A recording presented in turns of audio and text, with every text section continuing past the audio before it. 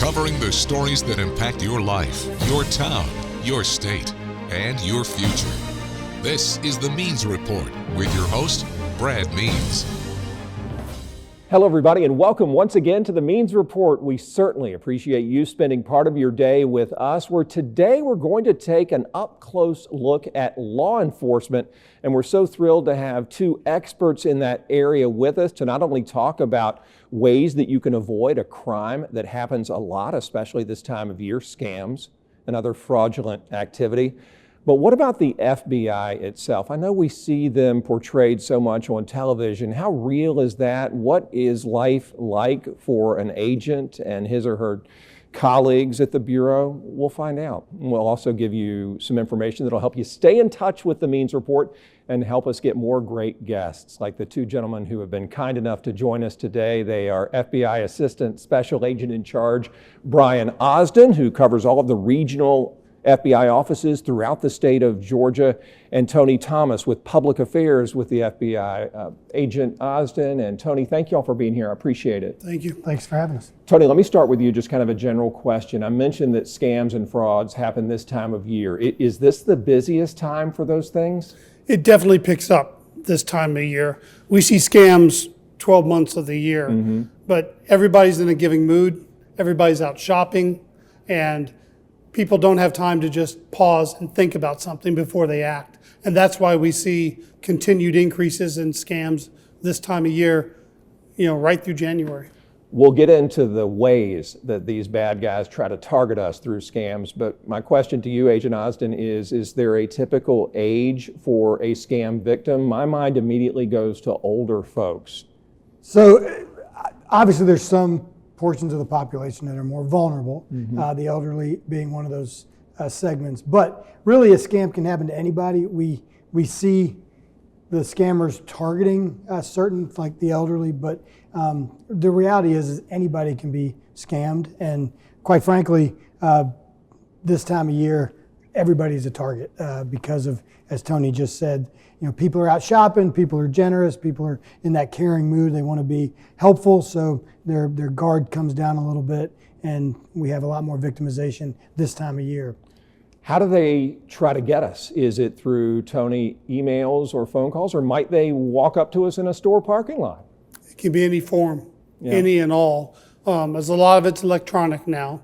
One kind of relatively newer one we're seeing is when you're on a web browser, you'll see the ads across the top, sponsored links. For Google or Yahoo or any of those search engines, those are legitimate companies, but there could be crooks behind those companies. And we're calling it malvertising, is what FBI started calling it. Because all those links are doing, they'll offer you a product, 50% off, sounds too good, maybe to be good, just good enough that you may click on it. All that click is doing is sending you to a website that's designed specifically just to take your credit card information or your banking information. Well, how do we know then? One or both of y'all can answer this. How do we know not to click or that it's too good to be true? Because they do a great job of making things look legit.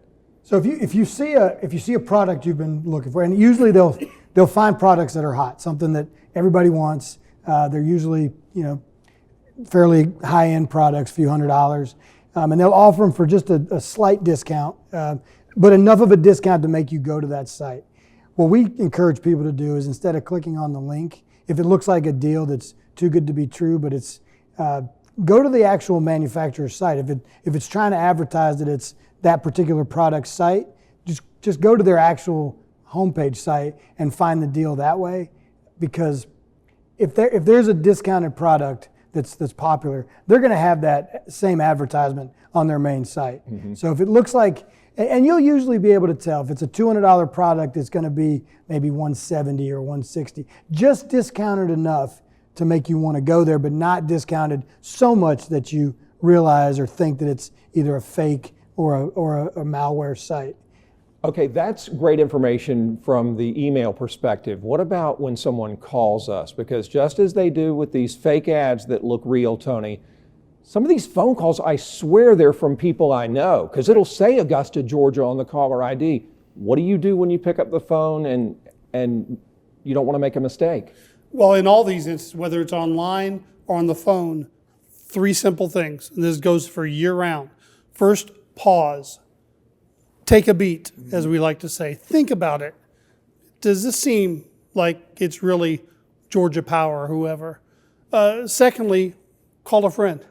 Call that relative who always seems to be level-headed, or that friend who seems to be level-headed.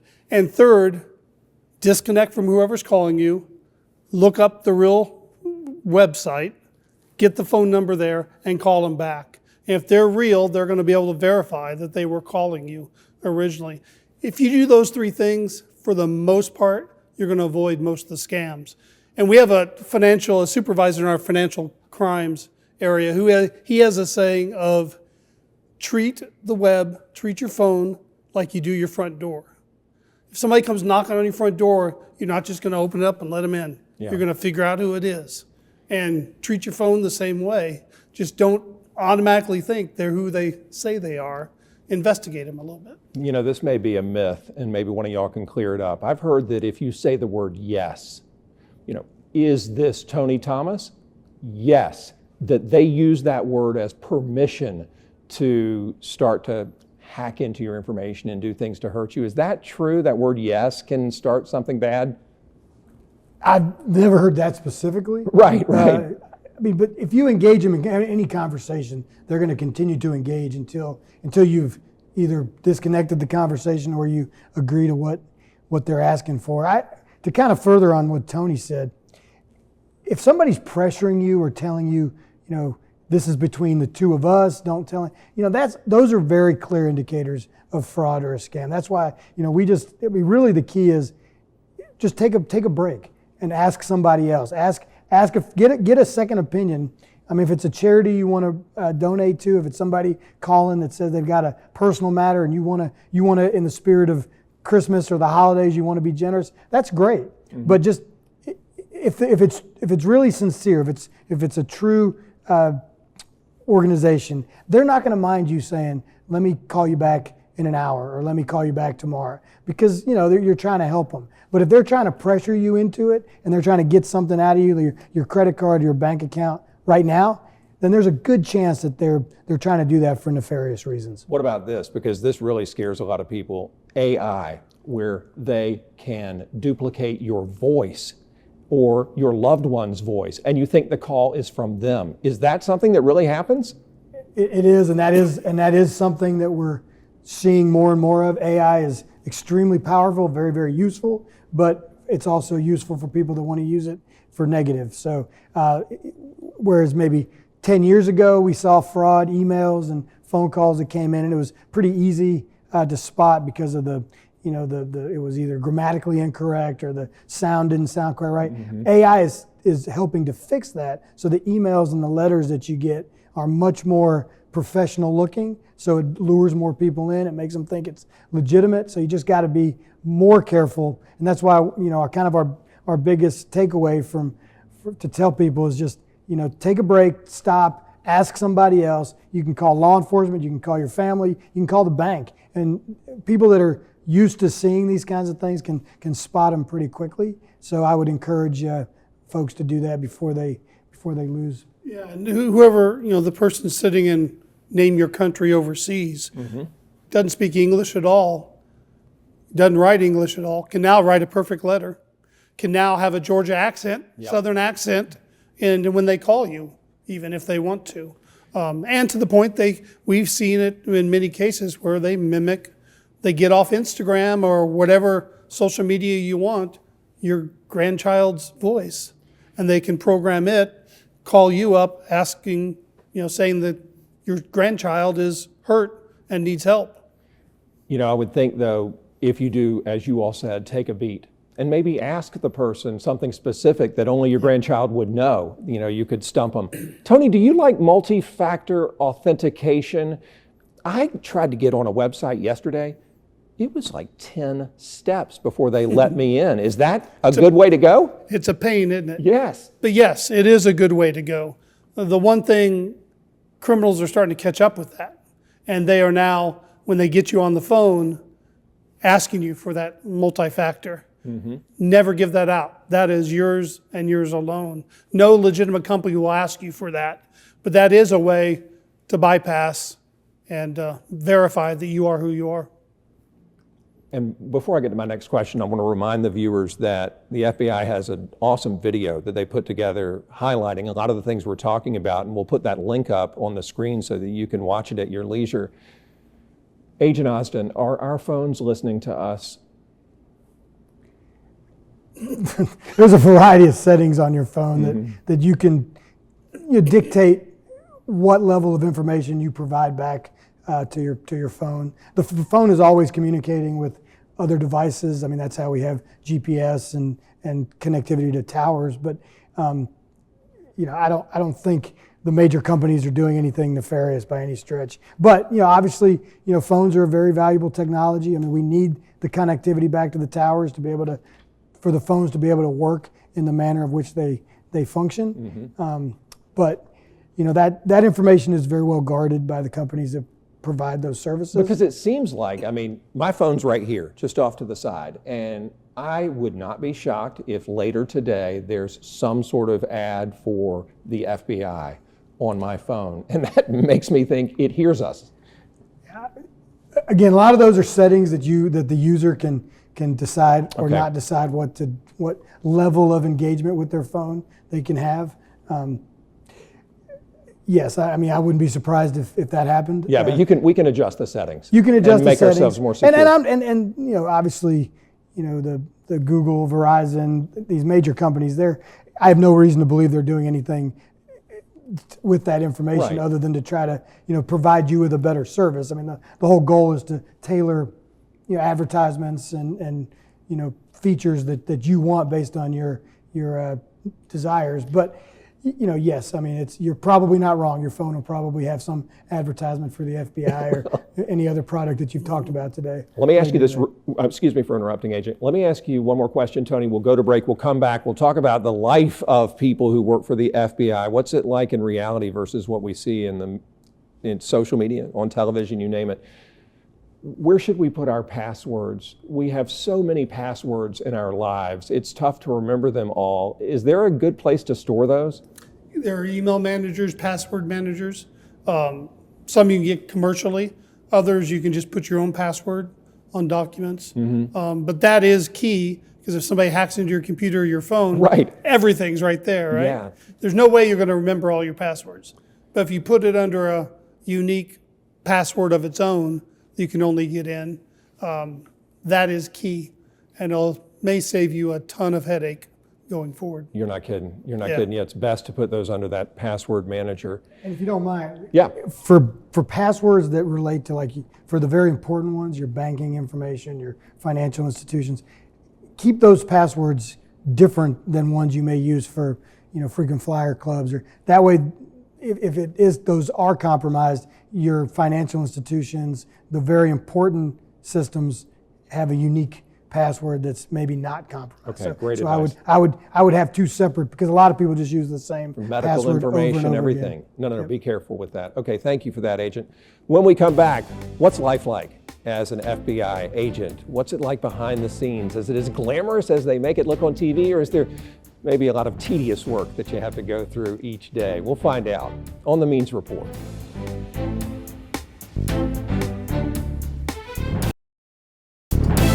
Welcome back to the Means Report. We are talking about the FBI today with two people who work for the Bureau, Public Affairs, and Tony Thomas, and the Assistant Special Agent in charge, handles all the regional offices in Georgia, Agent Brian Osden, both with us now. Agent Osden, let me start with you real quick before we get into the life of, what life's like in the FBI. We didn't talk about recourse for scam or fraud victims. What can they do if they are a victim? The first thing I'll tell anybody, if you feel like you've been a victim of a scam, go to ic3.gov. That's the Internet Crime Complaint Center.gov. It's ic3.gov. Right on the main page, there's a link that says file a complaint. Click on that and put as much information about your suspected scam on there, including where you sent the money to. It used to be we didn't have this recourse, but now that site, there's a team on the back end that will immediately try to help freeze any lost funds, which is great. It doesn't always work. I mean, we can't guarantee that you're going to get those funds back, but it's at least your best chance if you do it quickly, usually within the first 24 hours. Once you've waited 48, 72, 2 or 3 weeks, the money changes hands so many times. A lot of times it goes overseas and it's hard to recover. But if you file that complaint quickly, there's folks on the back end of that system that are trying to recover those assets quickly for you. Tony, let me ask you this, and you could spend the rest of our time together talking about it, I know, but I want to ask how a case reaches the FBI versus when someone just calls 911 and local law enforcement gets involved. How do we know when it's time for y'all to step in? Is it a certain type of case? Well, 2 ways, and Brian can correct me. This is his kind of data. Sure. But number one, if it's a federal crime, obviously, and not all crimes are. Despite some of the TV shows, murder is not really a federal crime. Mm-hmm. Rarely is it a federal crime. And secondly, when our law enforcement partners reach out to us and ask for help, we historically look at the big picture. Not the one drug dealer on the corner, but can we tie the whole organization together and go after them and not only get the bottom people, but the top at the same time. Do y'all have good relationships with state and local authorities? Yeah, we live by our relationships with state and local authorities. We have fantastic relationships really across the state. GBI is obviously a very valued partner here in Augusta, Richmond, Columbia County. We deal with them all the time. In fact, we have task force officers from those agencies, Burke County, a number of the agencies will put folks from their departments, task force them over, which means they sit in our office full time. So we have that seamless connectivity. It's a force multiplier. It's imperative to do the job that we do. You have to have those relationships. And frankly, we're very fortunate in Georgia to have very good relationships across the board. Well, in Georgia, it's Atlanta and the rest of us. What about from a crime fighting perspective? Is that where all the nefarious stuff happens, or do your regional offices stay busy? The regional offices are extremely busy. It is because of the vast geographic area. We cover a lot of the state, and I cover the regional offices, and I see firsthand the amount of work that we're doing in every single sub office that we have, and it's incredible. And it is, yes, Atlanta is definitely the hub. It's the population center of Georgia, but you have 150 other counties outside of Atlanta that also have great law enforcement, and it doesn't stop in Atlanta. Let me ask you that. Tony, go ahead. And he won't necessarily toot his people's own horn, but in Atlanta, we have case specific. I mean, one squad will deal only with public corruption. Another squad will deal with violent crime, et cetera. In his offices, they're the MacGyvers. They do it all. They one day may be working a gang case, next day may be working a terrorism case. You never know. They do it all, and they're very good at it. Yeah, we have some offices that only have maybe 2 agents, like down in Albany, yeah. But they cover 10 counties, and they're all busy all the time. What's the most common crime, or is there one? Is it financial crimes, mostly white collar stuff that the Bureau gets involved with? Or, you mentioned gangs. That's certainly not white collar. It ebb and flows. It's a lot of times, it's what we are positioned to handle at the time. Right. So yes, the white collar crime is big. The financial, what we call complex financial crime. And it's not that local agencies can't do it. It's just that jurisdictionally, sometimes they cover multiple states, multiple countries, and the FBI is kind of uniquely positioned to be able to handle cases that go to different jurisdictions because we have offices across the entire country and really across the world. But also the violent crime. We've had a new push into violent crime reduction. So we're heavily involved in the violent crime, violent gangs, the international gangs, the cartels. There's a big push now for us to be more and more involved in that, and quite frankly, we're doing that already, and we're having a lot of success with it. So, do people like you when they see those yellow letters on the back of your windbreaker? Is there that relationship with the community, or do you sometimes have to be on guard? So I've been doing this now about 24 years, and for the most part, people do like us. I think they appreciate the FBI and their community. They like be having a safe place to live. If you're a bad guy, probably not, maybe not, and that's okay. But I think for the most part, law-abiding citizens generally like the FBI. And I think the ones that really kind of dig into what we do really appreciate the fact that we're in their towns and we're trying to make the places they live, the places we live, more safe.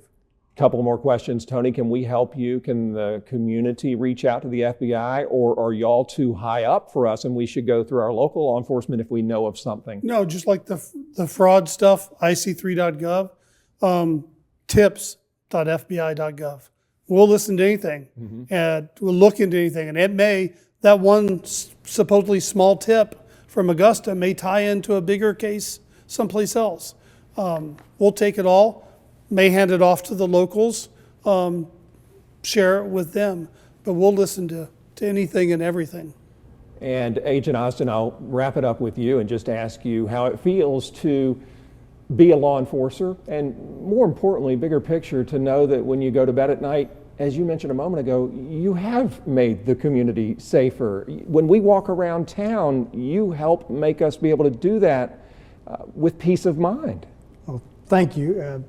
So uniquely or not, I don't know, I wanted to be in the FBI when I was in high school. I think I put it in my high school yearbook that was my career goal. So for the last 20-something years, I've been living the career that I wanted to do, and I've enjoyed it. I love the people that I work with, both inside and outside the FBI. I like, hopefully making a difference in our community. Augusta's where I grew up, so it's fun to be able to do it here and work with people that I've worked with for a long time. So yeah, I love it, and I'm glad I've had a chance to do it, and I hope I can do it a few more years before it's time to retire. Well, we appreciate you so much. You too, Tony. Please tell everybody back at all those regional offices that people in Augusta and the surrounding area are grateful for what y'all do. Thank you so much. Absolutely. Agent Brian Osden, Tony Thomas with the FBI. When we come back, how you can help us get more great guests like these gentlemen. You can shape future editions of the Means Report. It is easy, and we'll show you in just a moment.